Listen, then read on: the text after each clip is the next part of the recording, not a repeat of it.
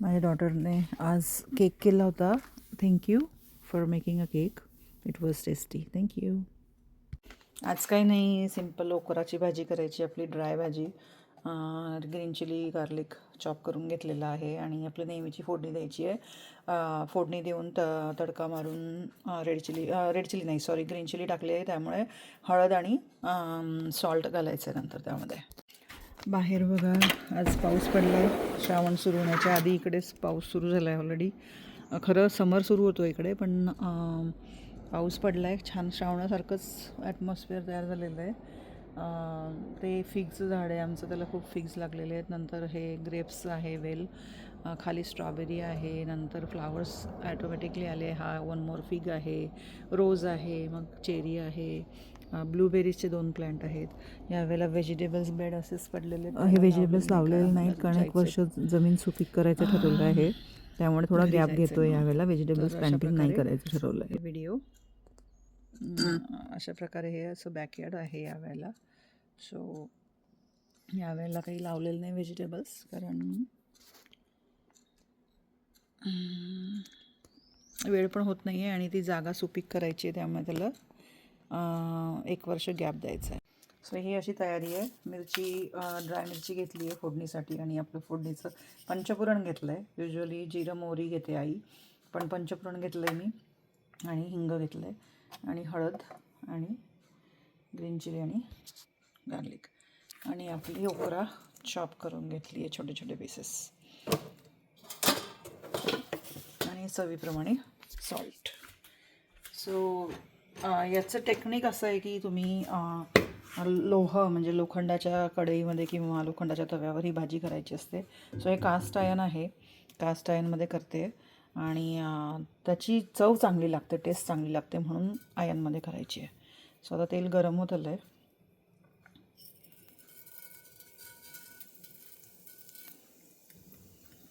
फोडणी घातली आहे.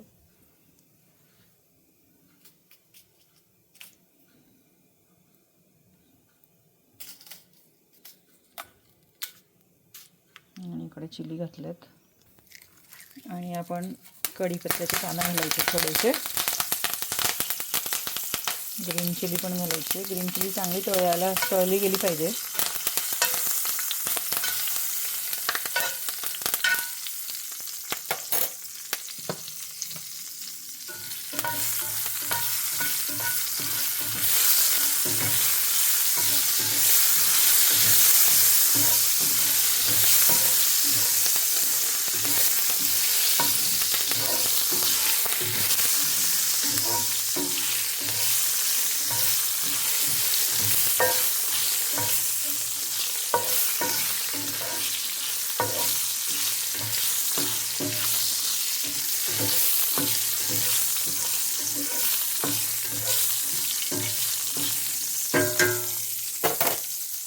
आणि आपण थोडेसे गार्लिकचे ते पीसेस घालायचे. तुम्ही अवॉइड करू शकतात गार्लिक, तर तुम्ही गार्लिक खात नसाल तर तुम्ही जिंजर पण घालू शकतात. गार्लिकची एक टेस्ट वेगळी येते याला ओकराला, पण you can avoid the garlic and you can add the ginger. पण this is for my family, so family loves the garlic, so I have to add it.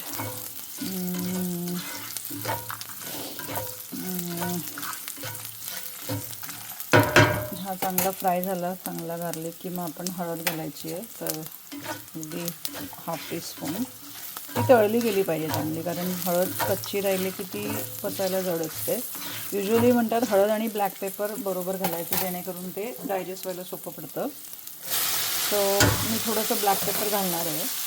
So ही माझी ब्लॅक पेपर पावडर आहे, मी थोडीशी घालणार आहे, जेणेकरून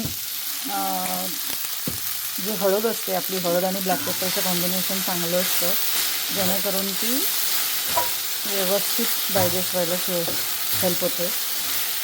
actually नेहमी तुम्ही हळद वापरताना त्याच्यात ब्लॅक पेपर घालायची आहे असं त्याचं मॅथमॅटिक असतं, पण आपण नेहमी विसरतो किंवा प्रत्येक रेसिपीमध्ये ब्लॅक पेपर जात नाही. पण तुम्ही चिमूटभर घातलं ब्लॅक पेपर तर त्याने काहीही बिघडणार नाही. सो माझ्या मते तुम्ही चिमूटभर ब्लॅक पेपर तुमच्या रेसिपीमध्ये ठेवा, जर तुम्ही टर्मरिक पावडर यूज करत असाल तर. तर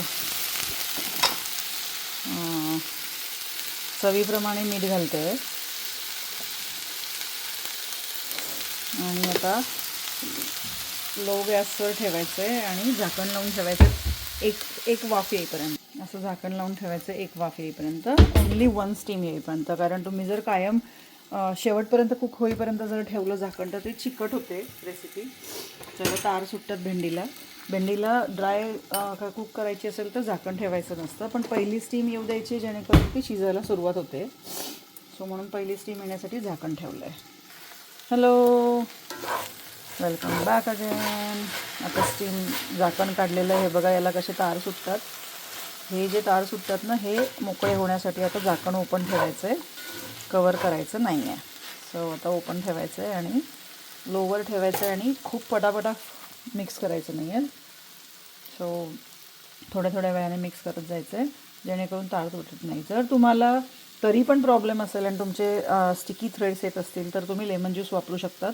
पण लेमन ज्यूस नंतर त्याची कुकिंग प्रोसेस म्हणजे जे खरपूस होते ना भाजी, तशी होण्याची प्रोसेस बंद होते. म्हणून मी लेमन ज्यूस सुरुवातीला तरी नाही घालत, कारण मला ती खमंग भाजलेली हवी आहे. अशी थोडीशी जळालेली किंवा थोडीशी क्रिस्पी अशी भेंडी मला आवडते. सो म्हणून मी सुरुवातीला लेमन ज्यूस नाही घालत. जर तुम्हाला शेवटपर्यंत जर वाटलं की नाहीच त्याचे स्टिकी तार्स कमी नाही होते, तरच शेवटी तुम्ही एकदा तुमची भाजी कुक झाली की मग तुम्ही हे करू शकता. आता मी सिलेंडरच्या काड्या असतात ना, त्या स्टेम्स कापून घातले आहेत. त्याचा एक फ्लेवर चांगला येतो, अरोमा, आणि हेल्दी असते सिलेंड्रो नेहमी. थोडी मी वरतून गार्निशला ठेवलेली आहे आणि थोडी कुकिंग करताना ठेवलेली आहे. सो अशा प्रकारे ही आपली भेंडी होते. या प्रकारे ही आपली भेंडीची ड्राय भाजी झालेली आहे. त्याच्यावर पोळ्या करायच्यात. पोळ्या झाल्या की पोळी आणि भाजी. Enjoy the recipe guys. Geeta US Rasoi like करा, शेअर करा, सबस्क्राईब करा, कमेंट्स करा. Bye bye guys. आज उकरता झालेला आहे. पोळ्या करणार आहे मी वेळेवर. ही डाळ मुगाची होल मूग शिजवले, सॉरी मूग नाही, मसूर, होल मसूर असतात, ऑरेंज डाळ असते, ती शिजवली होती. सकाळी शिजवल्यामुळे त्याची घट्ट गोळा झाला आहे, त्यामुळे पाणी घालून आता बॉईल करते. त्यामुळे ती सगळी एकजीव होणार आणि मग त्याला वरतून फोडणी देणार आहे. त्याच्यासाठी तूप गरम केलं आहे. नंतर आलं चॉप करून घेतलं आहे, ginger, red chilli whole dry, आपला फोडणी आणि हिंग आणि धणेजिरे पावडर, रेड चिली पावडर, हळद आणि ब्लॅक पेपर, असं प्रकारे आपण ही फोडणी द्यायची. सो आता आपण यात मी ती फोडणी देते. जिंजर,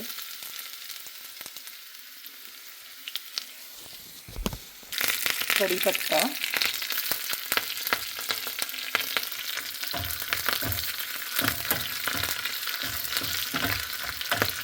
आणि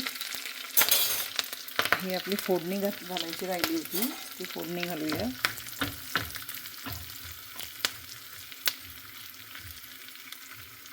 फोडणी आधी घालायची आहे, जिरं मोहरी आणि ते मी पण जिरं मोहरी आणि बडीशेप आहे माझ्या याच्यामध्ये, आणि कलोंजी आहे मला वाटतं. असं सगळं फोडणीमध्ये घातलं आहे. आता छान खमंग झालेली आहे फोडणी. आपलं आलं जे आहे, जिंजर, ते फ्राय होतं आहे अजून. आता गॅस थोडा लहान करायचा आहे, कारण जेव्हा आपण पावडर मसाले घालतो तेव्हा ते जळू नये म्हणून लहान करायचा आहे गॅस.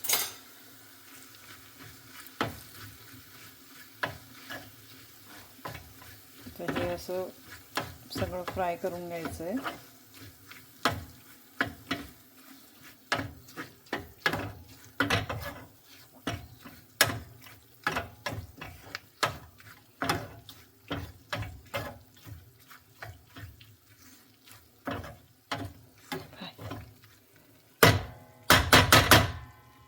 आणि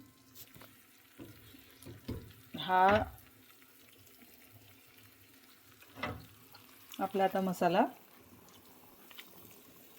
ह्या उकळत्या डाळीमध्ये घालायचा आणि आपल्याला ते ही डाळ उकळायची आहे. आता यामध्ये आंबटपणा आणि गुळचटपणा करण्यासाठी एकतर आमचूर पावडर ॲड करायची आहे आणि गूळ घालायचा आहे. सो मी आता आमचूर पावडर आणते.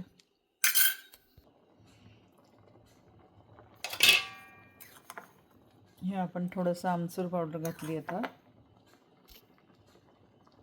ते उकळू द्यायची आहे आणि थोडा गूळ घालायचा. हा आपला गूळ आहे, जवळजवळ 1 टेबलस्पून गूळ घालायचा आहे. हे बघा, तर हा मेल्ट होणार बॉइलिंगमध्ये आणि मग त्याची टेस्ट येणार. फोडणीची मसूर डाळ खूप छान लागते. ही ऑरेंज कलरची मसूर डाळ आहे, ज्याला कव्हर नसतं. कव्हर नसलेली मसूर डाळ आहे, होल. तुम्हाला दाखवते मी कोणती शिजवली आहे ती. खूप छान लागते. तुम्ही नुसती डाळ जरी सूपसारखी खाल्ली तरी छान लागते ती.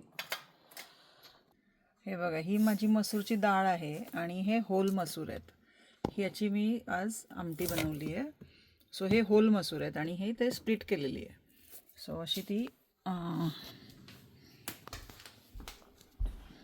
कुक केलेली आहे. ती अगदी तुम्ही सूप म्हणून पण करू शकतात. खूप छान असते, चवीला खूपच छान लागते ती. फोडणी दिल्यावर आणि तुम्हाला हवं तर तुम्ही व्हेजिटेबल्स वगैरे ॲड करून सुद्धा सूप तयार करू शकता ही डाळ वापरून. इथे अमेरिकन लोकंसुद्धा मसूर वापरून सूप करतात. व्हेज सूप ते डाळ वापरून प्रोटीनसाठी व्हेज सूपमध्ये नेहमी मसूर वापरतात. मला वाटतं ते होल मसूर वापरतात विथ कवर. सो खूप हेल्दी डाळ आहे आणि जरूर करून बघावी ही रेसिपी. जेवताना ही छान तर लागतेच, पण सूप म्हणून पण पिता येईल तुम्हाला. जर आजारी असेल कोणी तरी तुम्हाला सूप करून पिता येईल त्याचं, आणि नुसती आमटी जरी केली तरी ती सूप म्हणून पिता येईल. सो आवडली असेल तर सांगा रेसिपी, कमेंट्स करा. आणि अशा प्रकारे ही आता उकडल्यानंतर मग मी सिलेंडर सोडणार आहे आणि मग will cover it and then turn off the gas after 5 minutes.